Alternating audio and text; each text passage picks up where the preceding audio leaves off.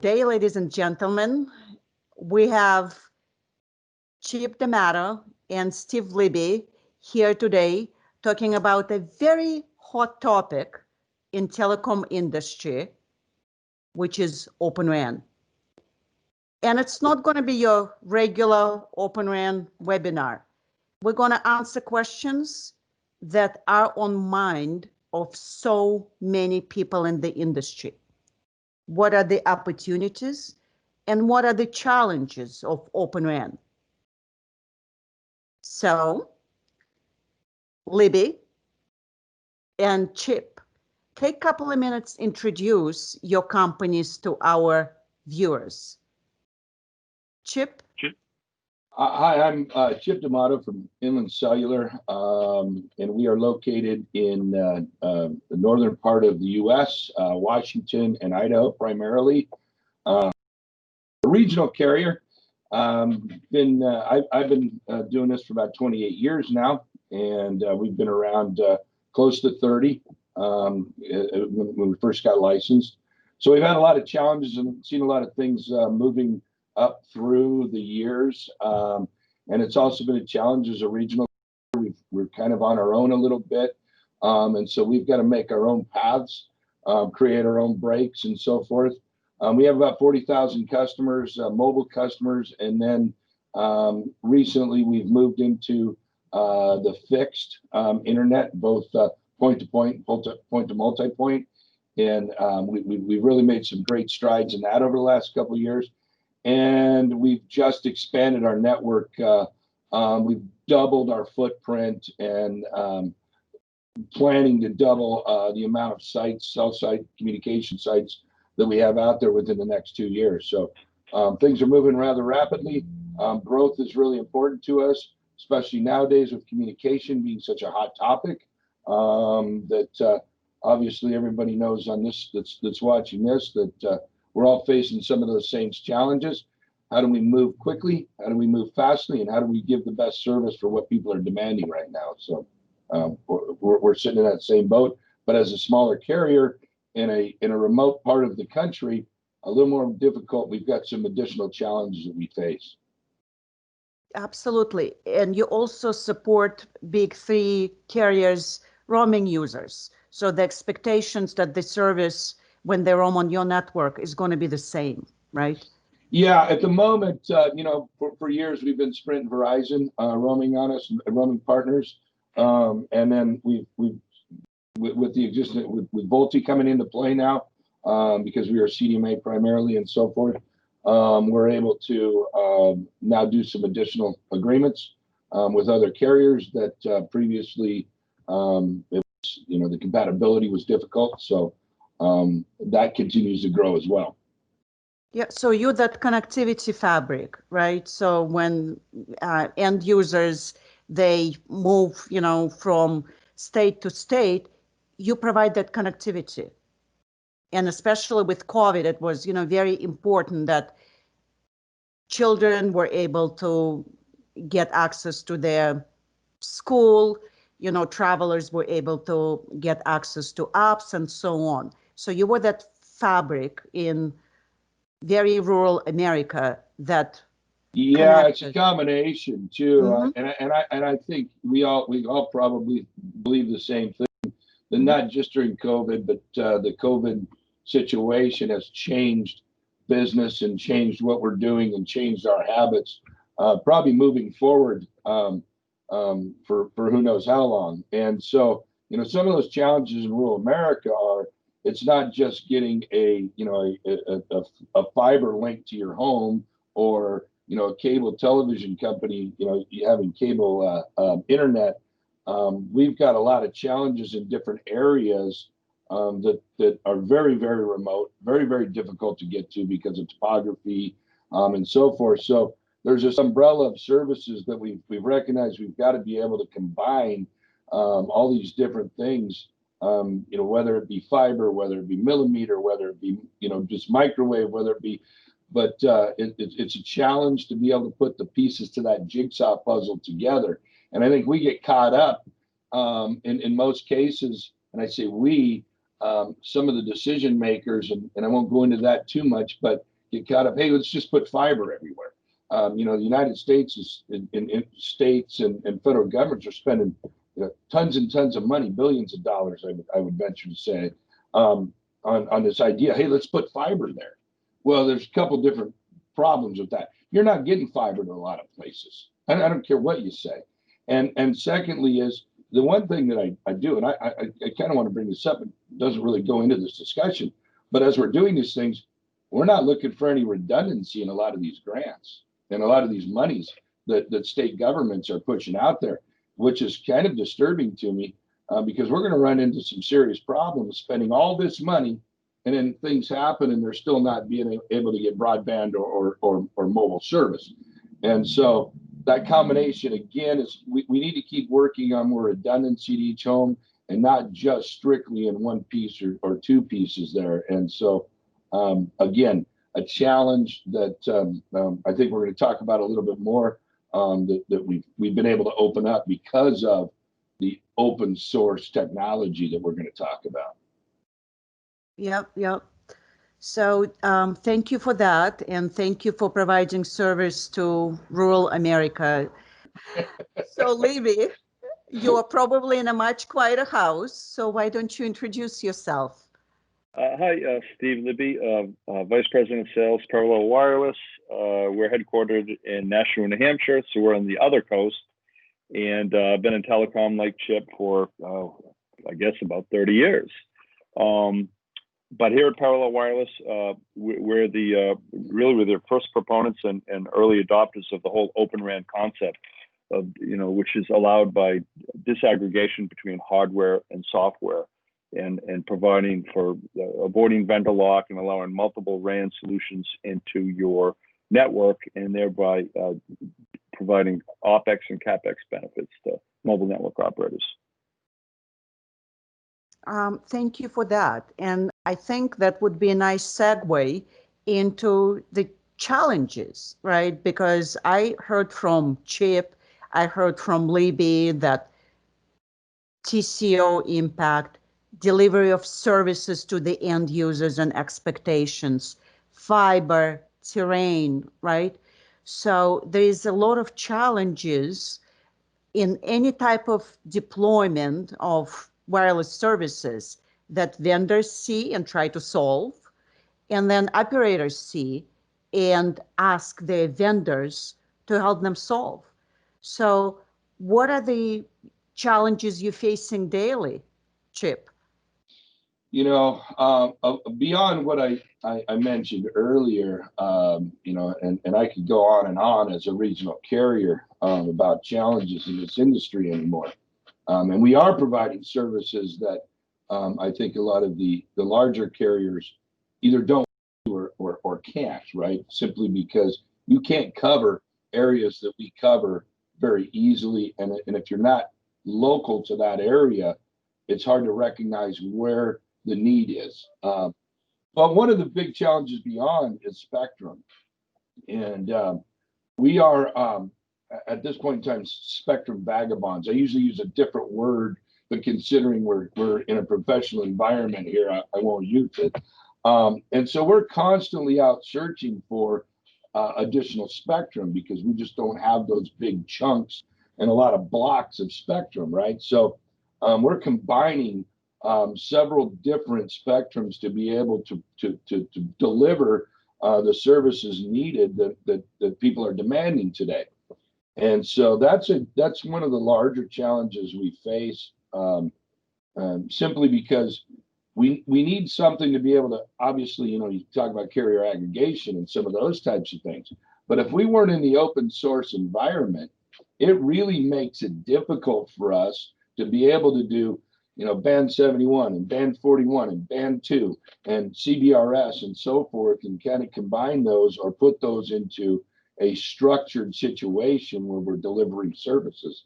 So I think part of I know the open source has been able to give us that ability to do a little bit more efficiently. Yeah, and I'm glad that you're bringing up the open source because this is the trend. The major milestone that we're seeing on the vendor and the operator side, right? So Moore's law disrupted personal computer industry, then it disrupted enterprise. And 10 years ago, Moore's law started disrupting our telecom industry. And open source, from what I understand, you were the first adopters, though a small regional carrier, you saw that inflection point. Why were you the first ones that saw that inflection point, and how you implemented that in your network? Well, first of all, I'm shocked we're the first ones, and I don't know if that's necessarily true, but we'd love to have that label above us. But years ago, going back to the CDMA days, or let's say the analog days, right? We ran into situations where our hands were pretty much tied. We were locked down to what we could do in terms of whether it be adding RAN, whether it be different features and services on the network with SOC options and these types of things. And so, when you sat back and you went, man, you literally looked and said, they own us. We don't have a lot of options. We don't have a lot of leverage. We don't have anywhere to go. We're kind of stuck, right? And so when we started looking into, the LTE stuff, and by the way, if you don't hear me say 4G, 5G, 3G, it's because I let's just talk real and not talk marketing terms here, right? So when we were looking into the LTE stuff, one of the things that we went out and searched for or got excited about was the ability to have open source core. And that's kind of the first step, right? Although I will tell you, we keep talking about the software-defined radios to some degree as they're new. I remember 15, 20 years ago, I can't even remember how long sitting in a conference and listening to, and I can't remember the individual doing it, talking about software-defined radios and how the military had been doing it for years, and it was a big deal, and it was the up-and-coming thing, and then it kind of disappeared, and I don't know why. Now it's come back, right? And that's what we're talking about today. So it's been in existence, and it's been working and moving in that direction for a long, long time now. It's not a new deal. And I think it's been pushed down because of obviously, some of the larger carriers, larger vendors, so forth. It's a switch out, and so there's a lot of financial or other things that could happen if this becomes a reality, right? And so hopefully now it's pushing up through the cracks, and it's going to become more and more relevant. So when we went to the open core, we went, first of all, looking at some of the switches, and we were a telco, a small telco, before we got into the mobile space. And those switches that we were really kind of, I'll say this in general terms, were a telephone switch that had been upgraded to mobility. And then the next step of mobility, put a couple more things in there for mobility. When LTE started making a real big push, the newer generation was built for that LTE and beyond. And so we went, well, gosh, we're in a position right now to get involved with something that is more of a futuristic thing. There was some vision there. And we were able to look at it and say, okay, now we can go and we can change RAN out if we want. We can change, different things if we want. Our leverage isn't tied up with the simple fact that we have to have a certain RAN, certain features, and certain responses because of the core that we're using. So that's how we kind of that's the first step we took. It was kind of a visionary thing to be able to do it. Yep. Yeah. And then Open RAN came about 5 years ago, and it brought more openness to the wireless networks. And that's what parallel wireless does, Steve, right? So how does parallel wireless capture that market transition? Yep, a great question. By the way, Chip nailed it perfectly. I mean, if you look at cellular networks, it's like a proprietary hardware-centric PBX with wireless handsets. And the network of the future, as we migrated to LTE and beyond, it's really more like an enterprise Wi-Fi, very flat hierarchical network with plug and play exchangeable RF endpoints. And that's where Chip nailed. That's exactly where we're headed. And so, you know, with GPP, general purpose processing hardware, that's completely white box and interchangeable, powered by software. These are the networks of the future. I mean, it's already come to enterprise and to computing, and now it's coming to telecom. So Chip's exactly right. That's the wave, and then we can ride Moore's law, and then these operators, they're in a really tough place because, you know, the customers constantly want better coverage, better capacity. They want more and more and more, and these guys are really squeezed. So if they don't do something, their business model is going to be in a big trouble. And so Open RAN is just a great way for them to eliminate vendor lock and reduce CapEx and OpEx by plug and play alternative vendors. Yeah, I want to add some of that too, Eugene, if I could. You know, I mentioned our situation, right? I don't want to, you know, knock what's going on with other carriers or so forth, right, or other vendors. The bottom line is we took a look at our situation, and we don't have that relationship with large vendors where, you know, they've got teams working on our network and so forth. We don't have that flexibility. We're kind of a small carrier, so we get the leftovers, and so when you get the leftovers, you got to look at some things and say, okay, what can we do to carve our own niche? What can we do to compete, to be different? What changes can we make? And so, you know, I think that when we look at this, each carrier's got to look at their own situation and see what works and what doesn't work for them and what's going to happen in the next 5, 10, 15 years and so forth. So in a lot of cases, it definitely, I would tell you, we would not be able to do the things I mentioned earlier in terms of fixed internet and expanding our network and footprint to the extent we have if it wasn't for the open core and Open RAN solution right now. So you both are bringing up vendor lock-in. As we know, the industry consolidated throughout the years. We ended up with only 3 vendors. So when we go to a grocery store, if there is only, you know, 3 cereals, right, on the shelf, the price can be dictated. So, and I think that creates an issue as well, because it's not just the price, it's the innovation. So when companies are consolidating, what's missing is the innovation because they're trying to survive, right? So do you feel that besides avoiding, you know, vendor lock-in or reducing TCO in your network, like Libbey was saying, you're able to innovate? Yeah, I think it's important, and I'll venture to go out on a limb here and probably have, you know, the CIA after me or something here soon.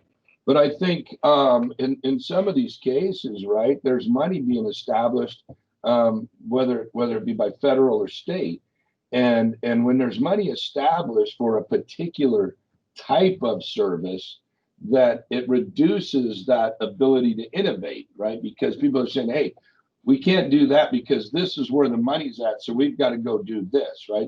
Kind of like I was talking about earlier with fiber. You get, you know, all these states and grants and free money and so forth. It's not taxes on it. Basically coming out and saying you got to do fiber. We're going to give you money for fiber, and we're saying, well, it's not about fiber. It's about a combination of things.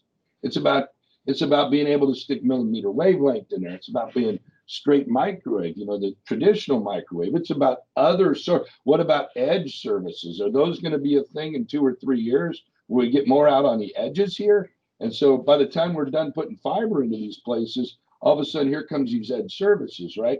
So sometimes that money is dictating where companies are going, and so the innovation kind of gets strapped a little bit because they're going for the money and not the innovation part of it. And we got to continue. We're talking about a progressive industry here. And if we're not being progressive, if we're afraid to go do these things that are coming out, then how much are we going to grow? We're going to get stuck again, just because of government money, right? And again, I'm not talking about all vendors. That's kind of from our perspective and where we're at and so forth, some of the things that we see. But it's different for everybody. And it's different for every type of carrier. It's different from every section of the country. And we've got to be able to have our minds open and let us do what we do, right? Based on our particular situation. I think that's an excellent point from a carrier perspective, that innovation allows you to be free, allows you to bring new services, try new things, make your networks better. I would like to hear a vendor's perspective. What this industry consolidation, do you think that industry consolidation helped Parallel Wireless drive the innovation in the industry? Sure, it helped us because all the mobile network operators have been held captive. We basically, in the last 10 years, the industry, instead of innovation, has done consolidation. So you basically have a duopoly scenario. So, they don't have to be flexible. They don't have to be fast. They don't have to give great customer service. I know one European vendor that generates 40% of their global revenue from North American services. So that vendor has no interest whatsoever in making this easy or simple to do. So when you want to do a software upgrade, you have to have folks fly over from Europe in white lab coats with funny accents. And there's no interest in those guys. They're not that funny, Eugene. I think they're really cute. Thank you. Sorry, Eugina. Nothing against European accents. But anyway, these folks come over and you can't touch the network. And like Chip said, you're really captured by these guys. So Open RAN is a way to free yourself from that. And as a small business like Inland Cellular, if they can start injecting competition into the RAN, all of a sudden they're going to get better attention, more attention. Suddenly they're going to remember where they are, maybe talk to them a little bit more often. So I think it's really important for every cellular network operator to start doing a little bit of Open RAN. I'll use the Blue Diamond almond commercial. I'll reference that. And those guys, the two guys used to do the commercial Blue Diamond almonds. They said a can a week is all we ask. Just buy one can a week. Well, I think with Open RAN, you should just pick a corner of your network and start playing with it and get it going and start playing with alternative vendors and get Open RAN and help support Open RAN and push it further, just like Inland has done. But Open RAN is here to stay. All the tier one service providers are on board. I mean, it's going to happen. It's a question of when, but it's becoming almost autocatalytic at this point, where it's feeding on itself. And every time another operator signs up to Open RAN or deploys Open RAN, it becomes more and more of a default reality. But Open RAN is definitely the wave of the future, and the major vendors will eventually come on board with it. They won't have a choice. Steve, would you say, because a couple of the people, conversations I've had over the past several months, if one of the things that I think that gets stuck and people are scared about, I know, Eugina, you were going to ask about, some of the challenges and so forth, is that, the open core, it's got to start with an open core, right? It's got a software core, right? A software defined core. I mean, that's a great starting point. And so a lot of carriers that don't have that, now there's a big challenge. Okay, how do I get out of my hardcore, if you will? Hardcore, that's not. But anyways, how do I get out of that situation and move on to the next? So open core Open RAN can actually do what it's meant to do, right? And so I think that as this becomes more of more real, if you would say that core situation is probably the one thing that's holding back Open RAN, because if you just sit back and look at this in a simplistic term, right? A simplistic way, why would you not? Why would you be afraid of Open RAN? And it makes no sense, right? So there's some mud in the water, I think, that people kind of get some goggles on and be able to see through. But you're right. It makes absolute sense in a simplistic without overcomplicating way. It is here to stay. It's moving forward. There's a couple challenges, but it's going to, it makes the most sense. I personally agree, but let's just look at what are those challenges. What do you see those challenges to be? Because let me use your metaphor. So when you were standing with the, goggles and you were gonna jump into open RAN water, what do you think? What did you think back then? What would be your challenges, opportunities? Because you didn't know what you didn't know. What is your biggest learning? So first of all, the water, I'm overlooking the Clearwater River, right? So the water where we're at in the inland Northwest, and a small regional company is pretty clear, right? So there's not too many people coming out and trying to muddy our waters. And so we don't have to deal with all the pressures and all the information, quite the information and those vendors that, that we're using their services, we're not this big giant player for them. And so they're not pushing on us heavily. If we go somewhere else, we go somewhere else, right? It's not a huge deal. So we were able to look at this thing, I think, with a little clearer vision, and see it without everybody coming in and trying to, throw more mud in the water if we're going to stay on that theme. And to be honest with you, I don't really, when we looked at it, there was nothing that we said, hey, this is scary. We had already been doing the open core, the software defined core for a while. We understood the concept and it made sense. And in our particular situation, we have to carve out our own niches. We've got to be a little bit more innovative. We've got to get out of that box to be able to compete. If you look at statistically speaking, and I don't know what it is anymore. I heard the statistics earlier in the summer, but it's a little staggering. Carriers are disappearing by the dozens, right? All my buddies from RCA in those days and friends at regional carriers, they're disappearing, right? And so we have to do things a little bit differently because nobody pays attention to us. I think you were going to refer to the Washington Post article there. In that article, I made it come, hey, we're on our own. There's nobody caring about us, right?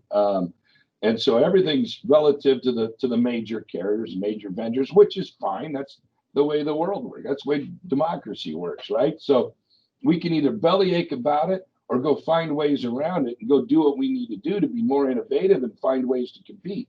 And so I think that we didn't see, there was no fear, right? We didn't say, oh my gosh, what's going to happen here? It made perfect sense. And to be honest with you, when we started deploying, there was no hiccups. It was smooth. It was a smooth transition. And so we were very happy with how that outcome came. It was what we expected. So I'm answering your question, Eugina, by saying, I don't know. We didn't have any fear. We saw it and we moved forward with it. The waters were clear. Our goggles were clear. We had wipers on. Goggles were clear. I'm glad you brought up that Washington Post article because it made, if we're talking about, it made big waves in the industry because you brought 3 points in that article. One we already discussed, which is avoiding vendor lock-in. We touched a little bit on the performance, but there was another point that you brought up about network TCO. You were talking about CapEx and OpEx and how it's going to help you manage your business better.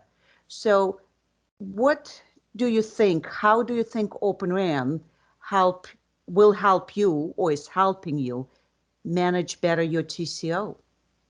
Oh, it's again, I think those goggles get real clear once you see the differences in both, cap and OpEx, right? And so we were entering into a stage where, again, we were moving into fixed wireless. We were moving into adding territory, adding footprint, and adding more sites and so forth. We had a certain amount of spectrum in some areas. We were getting other spectrum in other areas, basically gathering spectrum to have enough to compete. And looking at this, we went, holy cow, there's no way we can build this out fast enough. And the other thing is that's interesting is then this thing happened last March, right? COVID, February, whenever that came around, which then, made the demand even greater for whether it was either more capacity or more territory or more service areas, right? And so the CapEx part of that, when we looked at it, we basically, in our particular situation, when we penciled it out, it was about a 40% savings. And so, which allowed us now to be able to grow and put more services in, more communication sites, those areas that are kind of on the fence post, whether or not I can make a business case out of it or not for service. Now all of a sudden that comes to life, right? So those people living in those territories that we want to go spend billions of dollars on to bring fiber out to them, we're able to service those because now that there's a cap model that allows us to do that. 3-4 years ago, much more expensive and much more comprehensive to try to get into those territories and serve them. So that was a big deal, right? If we're going to continue to survive and compete, we had to lower our model. Now, whether that lower pricing on that model is because we've got the leverage to be able to maneuver RAN around, or just simply because it's a software service, right? And you don't have all the hardware and all the other stuff involved in it. So the CapEx part of it was extremely a big part of what we were able to do to be able to bring services to more people and give them better services, especially in areas that have been neglected for a long time. And so we're bringing those to those school kids out there that have a classroom of 52, or have a high school of 52, right? We're able to give them hotspots and the ability to do service, even though they're not in a metropolitan area or even a semi-rural area, if I would say. These guys, they're really rural, and I think everybody forgets about that at times. That's our situation. And one of the challenges, I go back to challenge, and one of the challenges we did see is, and we're always looking at is management systems. And so, do you want 3 or 4? If you're gonna put diverse RAN in there, do you want 3 or 4 different management systems, right?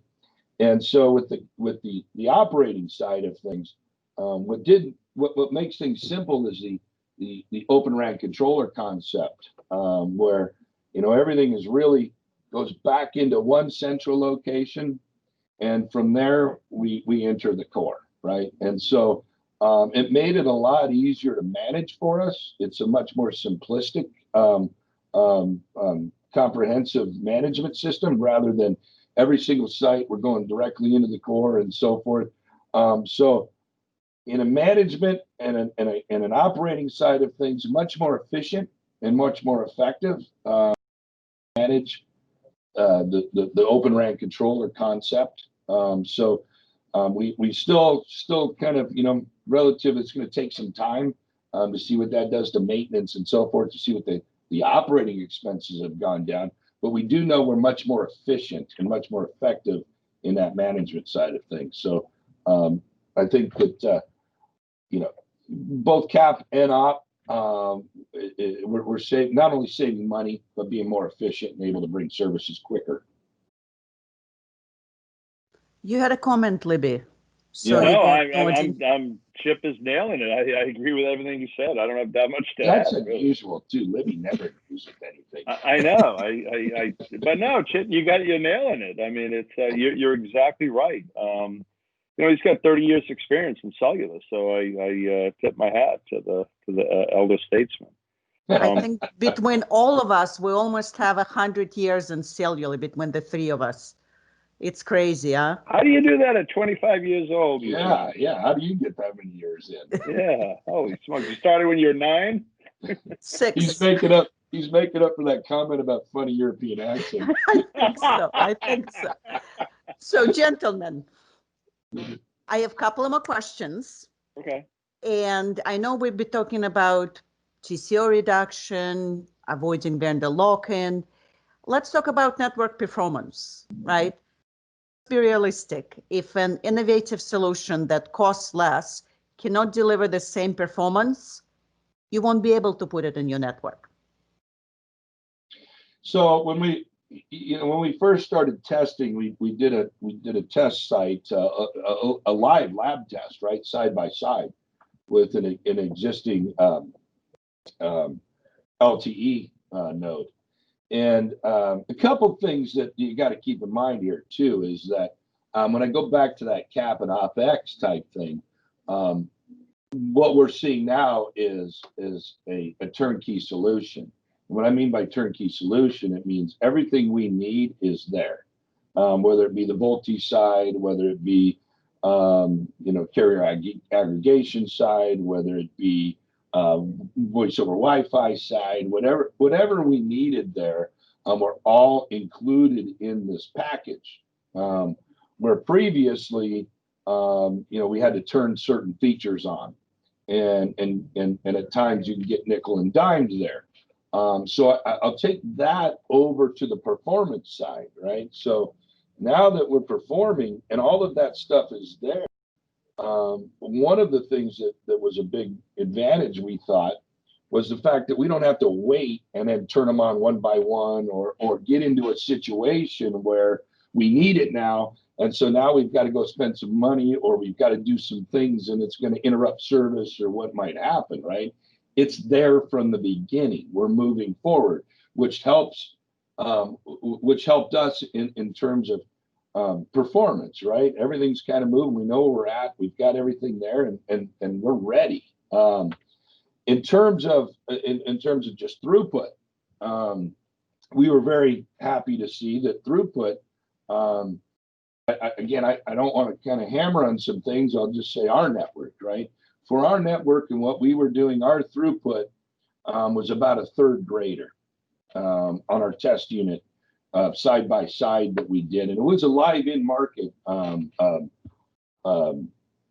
basically test. So at this point in time, we're very happy with the performance, and we don't, there's not really much to say other than it's working really great.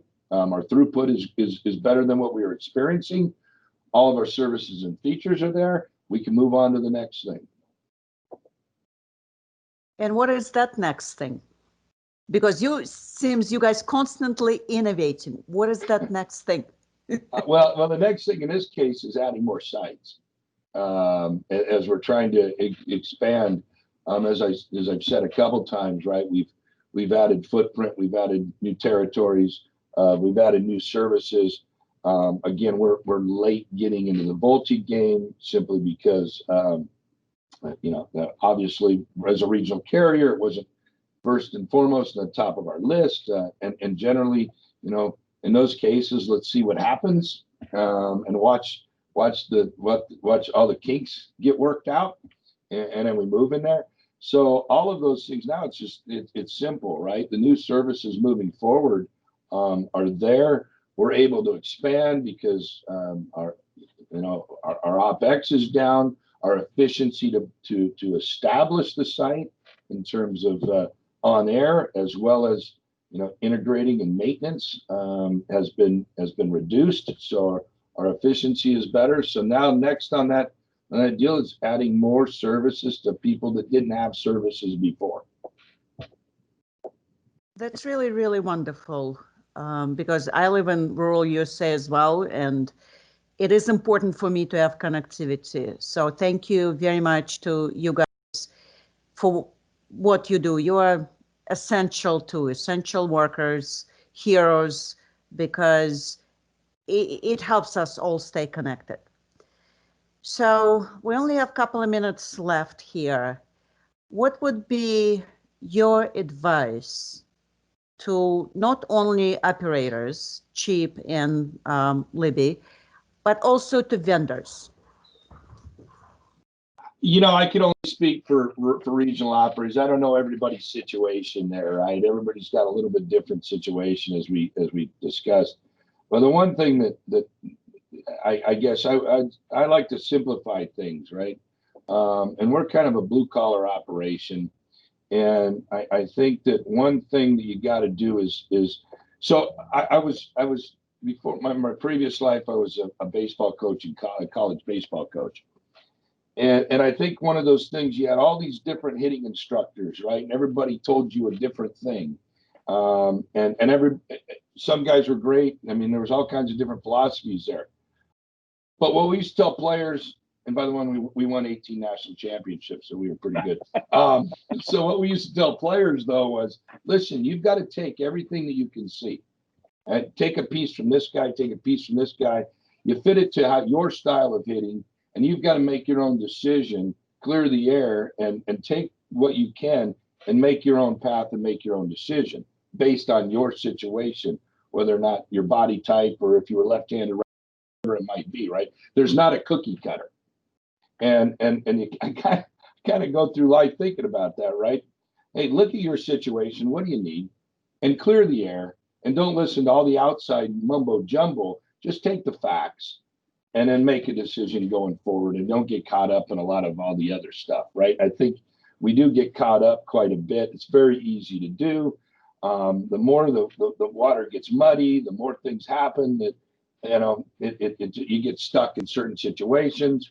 The more the government comes in and puts their, thoughts into things and their money into things, everybody starts beelining for that money, which then restricts innovation when it comes to that government money. So I think that my best advice there is in terms of vendors is figure out your situation, know what your niche is, and then just make some decisions based on that. And don't be scared. You can't have that fear in you. If you don't swing the bat, you won't hit a home run. You might strike out, but you're not going to hit a home run. As far as vendors go, I don't know. Everybody's different. But what can Libbey do better as a parallel wireless vendor? What can they do better? Well, I think vendors, again, it's hard to say because everybody's a little bit different. But we have a tendency to get caught up in vendor. Some of that stuff I was talking about the money, water's getting, right? There's so much stuff, there's so much fluff out there that vendors have a tendency to confuse carriers quite a bit. And when they're confusing carriers about particular things, and then what happens is the reason I don't talk in G's is because nobody knows what I listen, man. I'm telling you, I'm blue collar. I'm simplify things. But 5G, 6G. Does anybody really know what that? I've asked probably 200 engineers over the last year and a half what 5G is. I don't think I've gotten the same answer twice, right? And so vendors are coming in talking about 5G, 6G, and trying to blow you up with all of this stuff. And in our reality, hey, we want what's going to work, right? We don't want to get caught up in all that hype. And there's too much hype to all of this stuff. And I think that's, a consequence of everybody trying to kind of get to the next step. But let's be realistic. Let's be pragmatic. Let's be practical here. And we always try to strip everything down to what's practical. And so I think vendors sometimes kind of sorry about this, guys that are listening, but they eat their own hype, right? And there's too much of it out there. What's practical for us? If my reps are out there and they're talking to a customer, I want them to ask their questions to those customers, find out what their needs are and qualify them and give them what product they need. Vendors are coming in telling us what we need instead of basically coming in and qualifying us and selling us what's practical and what we need. I love it, Chip. It really comes down, you're exactly right. It's cost-effective coverage and cost-effective capacity with high KPIs, high performance level. That's it. The rest is just noise. I agree. So if I can summarize, right, to mobile operators is to be open with open WAN. That was good, Libbey. You're supposed to smile laugh. It was a joke. Okay, I got it. And to vendors like Parallel Wireless, and I'm guilty as charged, don't hype it up. Just be honest and open with your Open RAN. Yeah, it's a tool in the toolbox. I mean, Chip, they're trying to solve real life problems. Open RAN is a tool in their toolbox, but I think more operators should be bold like Chip and Inland and just try it. Start doing tests, trials, get a little corner of your network, launch a couple sites, start playing with this stuff, and collectively we'll all get there faster. I don't think it's bold. I honestly don't think it's bold. I'm surprised, to be honest with you, shocked and surprised that words like that are coming out about this, right? Because it's just like anything else. It wasn't bold of us to go do this. It was pretty practical. It made sense. So why are we talking bold, right? I don't know. Everybody makes changes. Yeah. And we're constantly making changes. We're constantly growing. Hey, this thing called 5G is bold, right? What are we doing with carrier aggregation? All of a sudden, that's great, but Open RAN's scary. I don't get it. It ain't that bold. And I think on that note, I want to thank Libbey and Chip for sharing your insights, your challenges that you see with Open RAN, opportunities, your experiences, and being very open about Open RAN. Well, Unintended. Yeah, thank you, Eugina, because I know you were a little nervous about getting the two of us on a call like this. So all the bad eggs in one basket. Hey, thanks, Chip. This has been fun. Yeah, thank you.